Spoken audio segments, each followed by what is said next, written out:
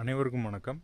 நம்ம இன்னைக்கு திண்டுக்கல் மாவட்டம் சிறுமலையில் தொழுக்காடு அப்படிங்கிற ஒரு ஏரியாவுக்கு வந்திருக்காங்க. இது பூராமே வனப்பகுதி தான். குனிஞ்சுக்குங்க.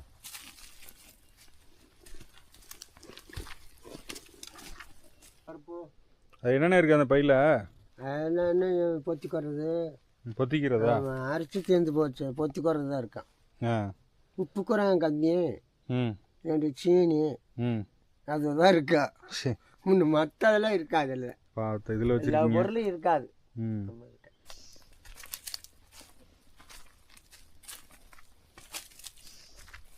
அரிசி வாங்கிட்டு வந்துருவாங்க.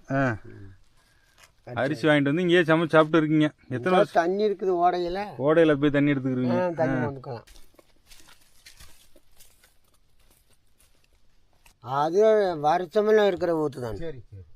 தண்ணி இருக்கு.